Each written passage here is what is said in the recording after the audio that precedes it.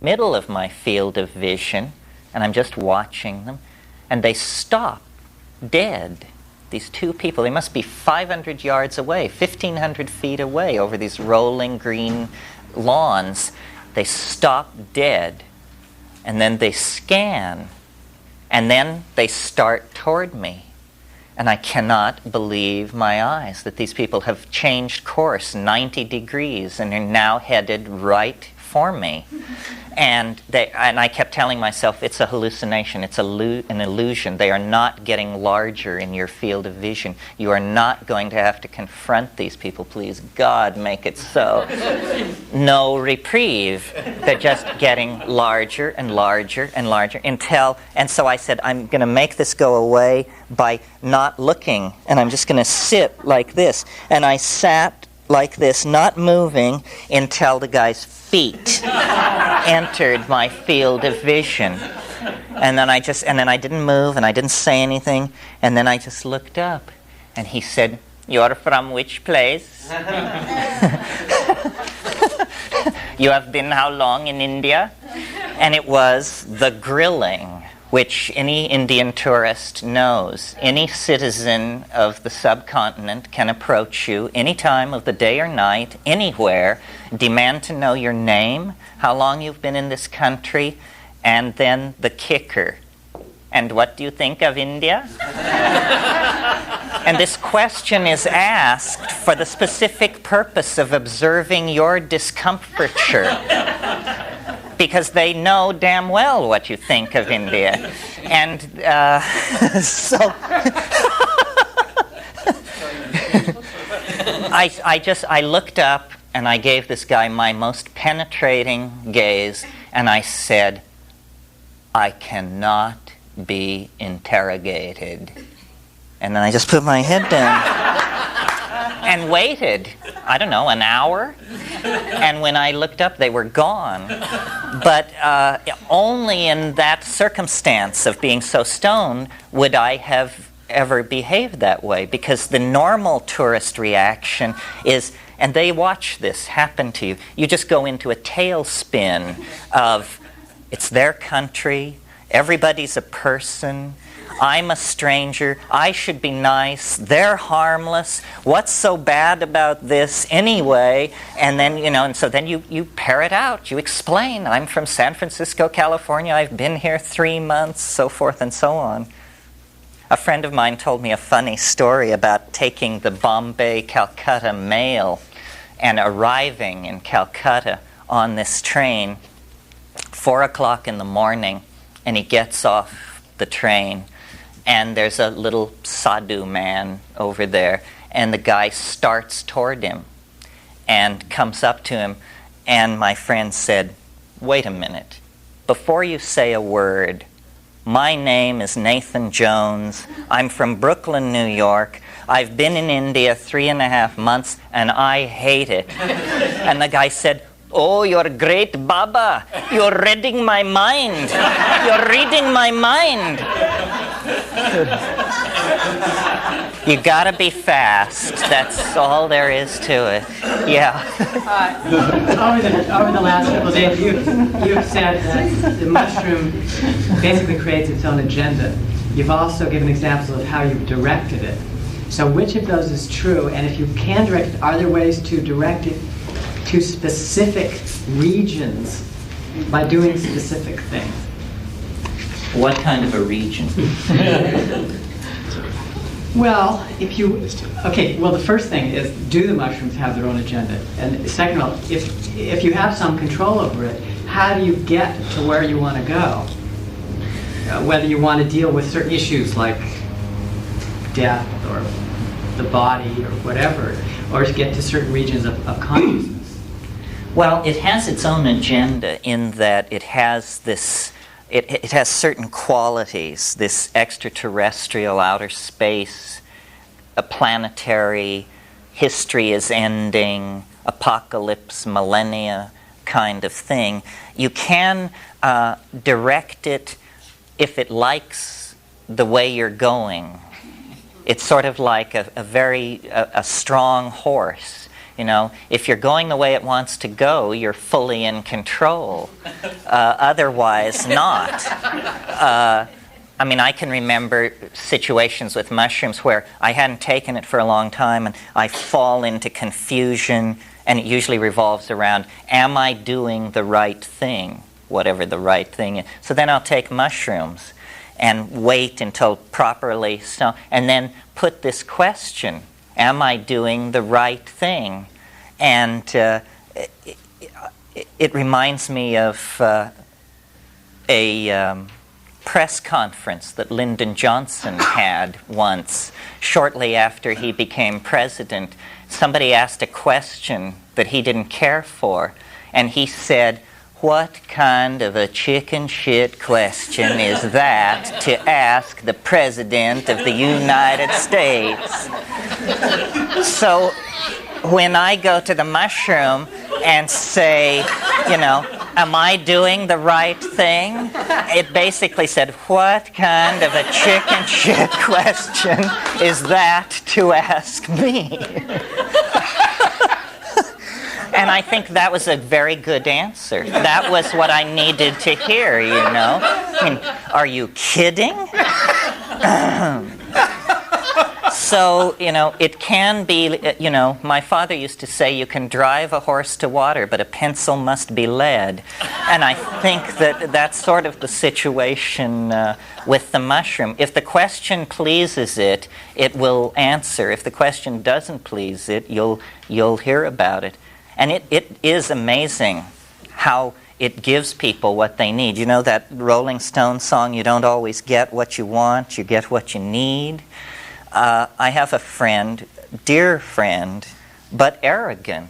No doubt about it. This guy is arrogant. He definitely thinks he has the truth by the throat in most situations. And he won't take mushrooms because it gives him such a hard time.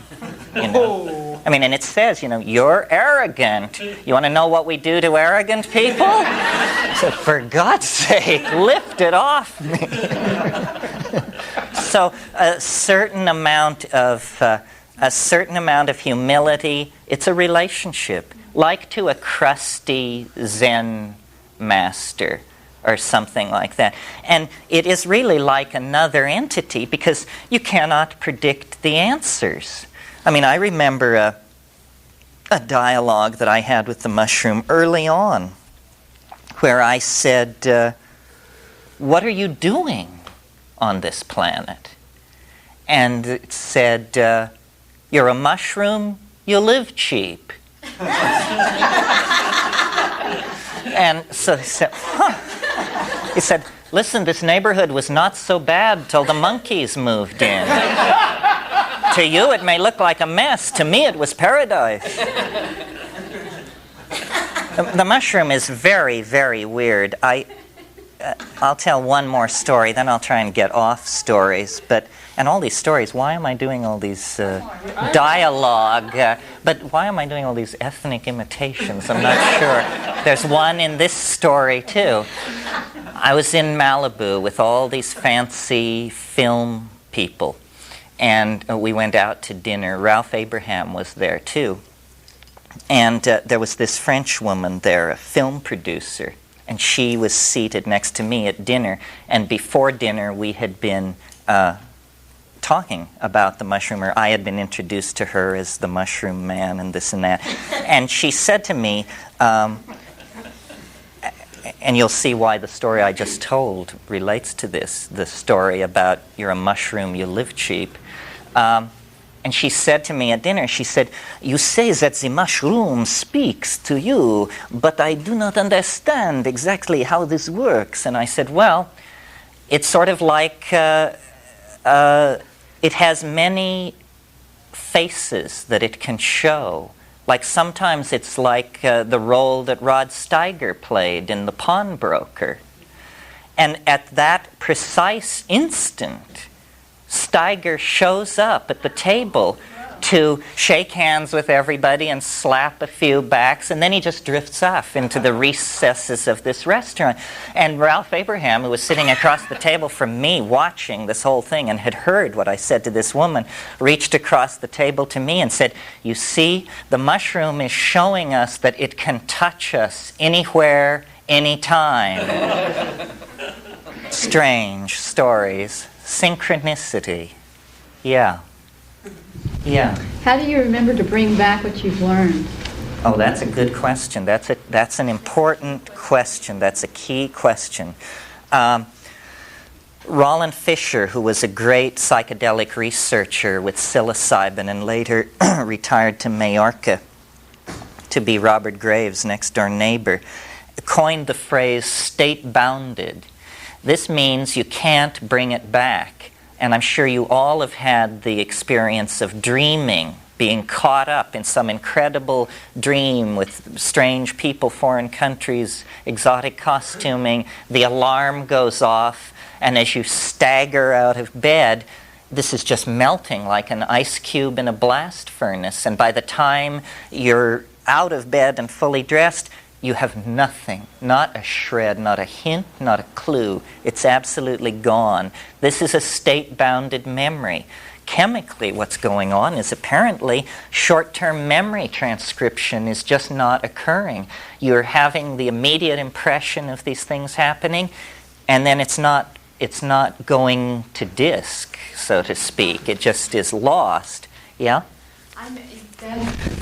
My experience is also with dreaming is to not to be afraid that I'm losing what I'm dreaming. You know, in the moment I'm afraid that I'm not getting hold of, I know that's gone.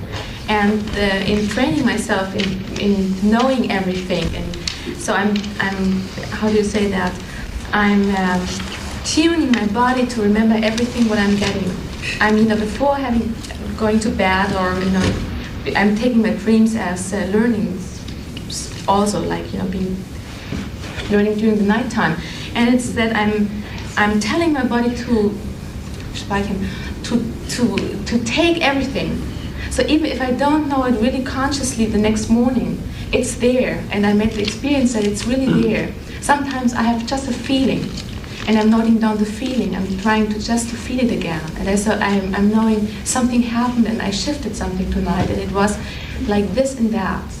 And I know that I did my work, also if I don't know exactly what was going on. But it helped me a lot in just knowing that my body has so many possibilities to memorize, that it will memorize. So I'm not giving ears to fear that I'm not memorizing what I'm doing. And the dream is not truly lost in that situation where you wake up and it melts away. And the proof of this, and I'm sure you all have had this experience, is then you go off about your daily business, and then there will be, and it is almost always by coincidence, an image, a chance phrase, a view of a street or something, and it will cause you to remember the dream. And once you get a hook into a portion of the dream, if you then work on it, you can probably bring a lot of it out.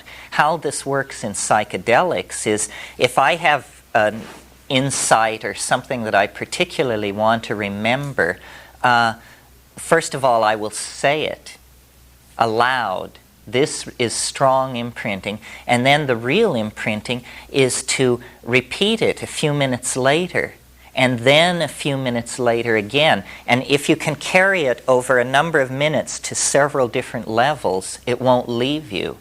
A very useful shortcut for this is a tape recorder, where if you play the tape of the trip back after the trip, you will just a phrase spoken will set off a chain of associative recall, and you will retain it this way. But to my mind, this is one of what shamanic training must really be, is mnemonic training. If you want to bring the stuff back, you have to train yourself to bring it back. Now, this state-bounded thing, it's important to notice. We talk about how dreams are state-bounded, how psychedelic experiences are state-bounded, but what we fail to notice usually is that ordinary reality is state-bounded. I mean, if I were to ask any one of you, what did you discuss with the person you had lunch with yesterday? It's probably very touch and go to actually put this together. I had lunch yesterday with Richard. We discussed his television transmission system, but that was new to me and therefore easy to retain. And also, Richard and I haven't had thousands of hours of conversation together, but the person we are most familiar with is ourselves. Well, I don't know if it works for you like this, but I am, let us say, cleaning my house, vacuuming, doing dishes, making beds, and I'm thinking, all the time, thinking. And I understand why Rome fell. I realize what I said wrong to somebody 2 weeks ago. I recall a telephone obligation that I have to fulfill. I think about things that happened years and years ago. And then the doorbell rings, and I go to the door, and there's someone there, and they say, "What are you doing?" And I say, "Nothing." This is because the ordinary state of consciousness is highly state-bounded. We don't... One thing these Buddhists have certainly gotten right is that attention to attention is the key to taking control of your mental life. And for most of it, it's just like a river flowing by, and every once in a while we check to see if the river is still flowing by, but we don't attempt to retain it. So memory training is great psychedelic training. And of course, as I'm sure you know, there were arts of memory in the past. We are very poor memorizers because we rely on technologies to do it for us. But people in the past had all kinds of technologies for allowing them to remember things. For instance, the most common one in use in late antiquity and up through the Renaissance was the memory palace approach. This is where you think of a place, a big place preferably, a place you know well, a school, a hospital, a cathedral, a university, but big, and sit and think about it. Think about how it looks as you go through the main doors, and then what you see when you turn to the left, and what you see when you turn to the right. Learn this building until you really can command it with reasonable vividness in most situations. Then, if you want to remember something, imagine yourself walking through the front door of this building, turning to your left, and there near the water fountain, you will place an emblem of this thing you want to remember. And then you will go down the hall and around the corner, and by the fire extinguishers, you will place another emblem of the next thing you want to remember. Well, then, the act of remembering this long list of things is the act of mentally moving through this imaginary building that you know. And when you come to the water fountain, the clue will be there. When you pass the fire extinguishers in your mind, the emblem you placed there will be there. Now, I know this sounds highly unworkable and unwieldy, but it actually is extremely workable. And people like Catullus and Cicero, the great late Roman orators, were able to speak for hours on end with lists of virtues and vices and interconnecting causes and this sort of thing, because they were masters of this mnemonic memory palace technique. Well, psychedelics are a vivid... This is another one of these things, like mantras, yantras, and so forth, that works on psychedelics. You can do this. And so when you're on a psychedelic and you have an experience that you want to remember, place it in your memory palace. And the next time you come past that point in your memory palace, this thing will be there. Now, the other trick is Any of you who are interested in this, the last word is The Art of Memory by Frances Yates, which is a wonderful woman, great scholar of Renaissance magic.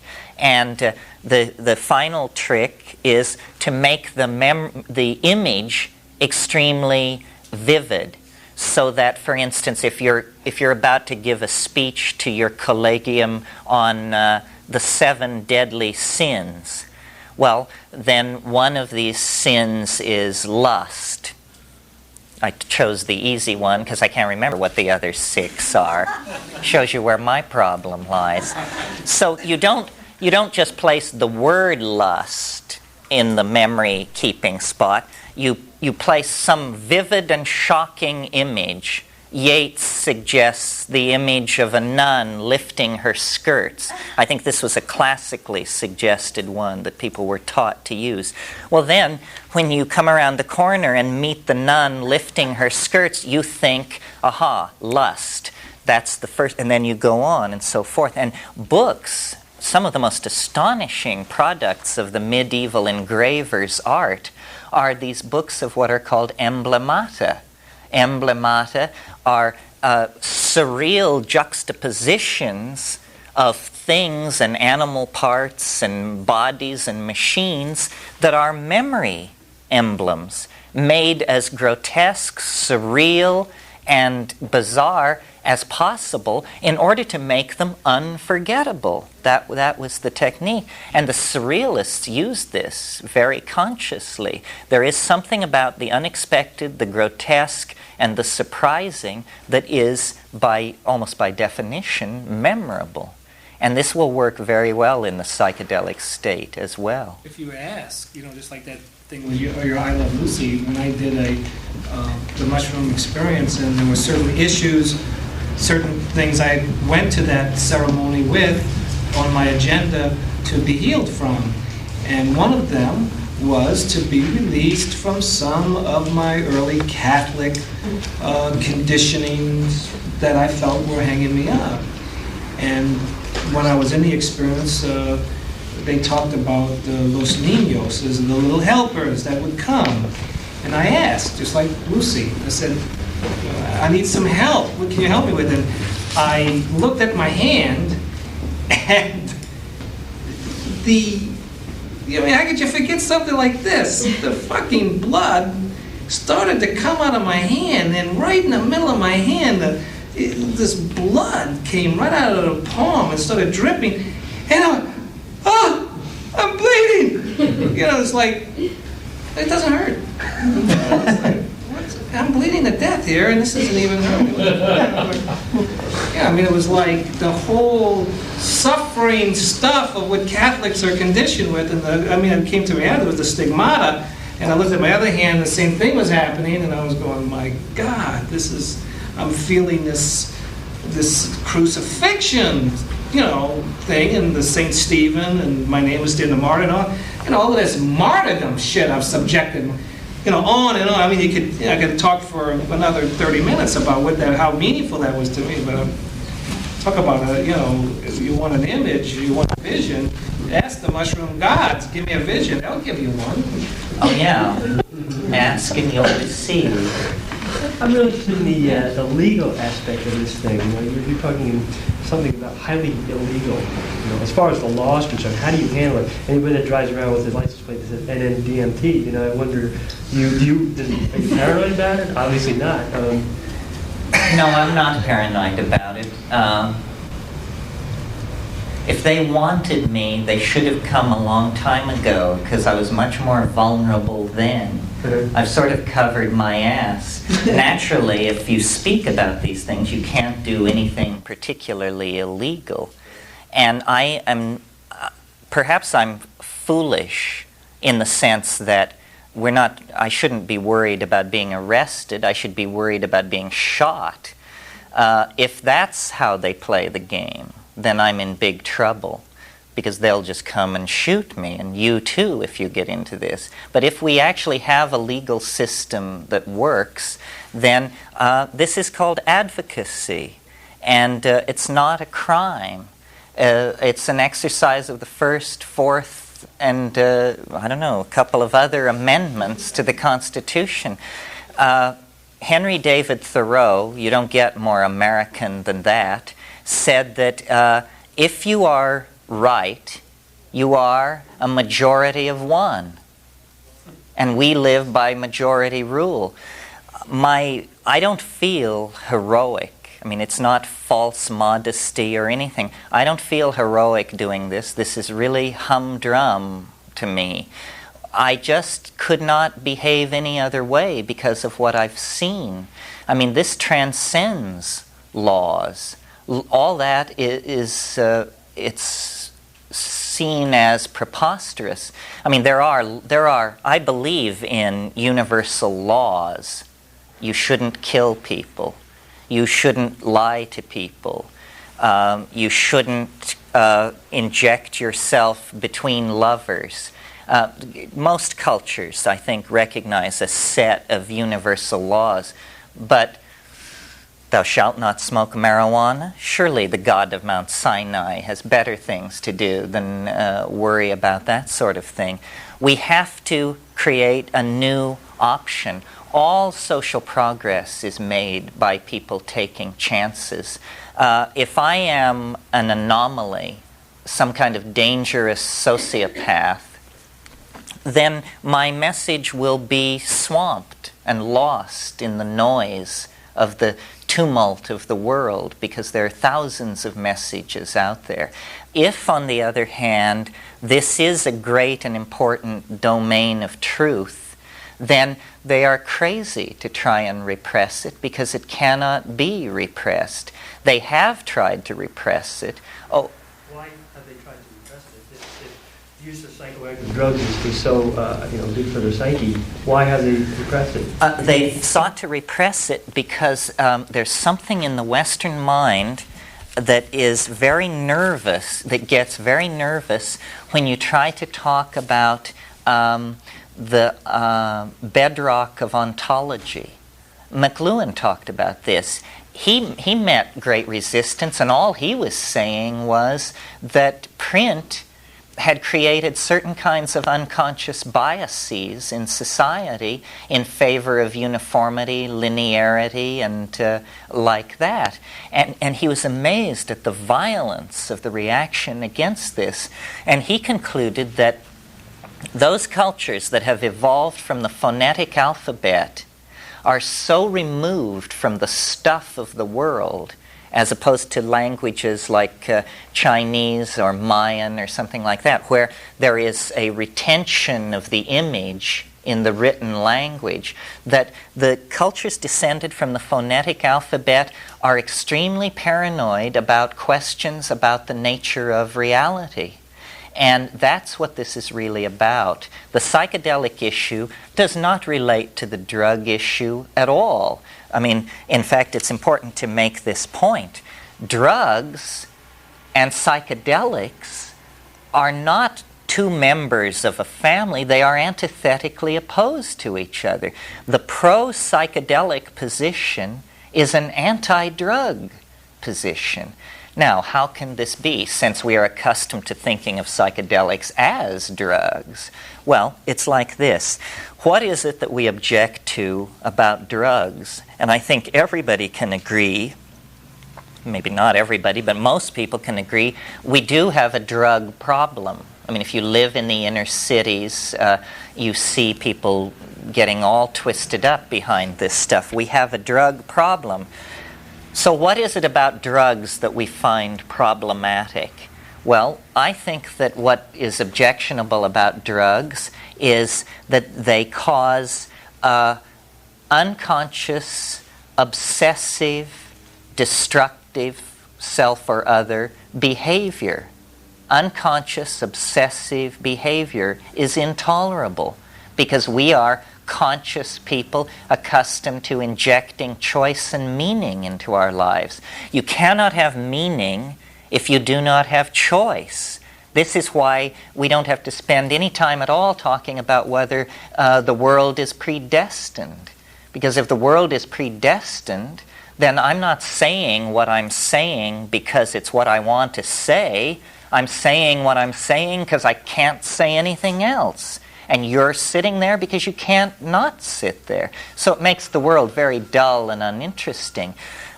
Compulsive, unexamined, obsessive behavior is the quintessence of anti-human behavior. It was Bertalanffy, the founder of general systems theory, who said, people are not machines. But in every situation where they're given an opportunity to behave like machines, they'll go for it.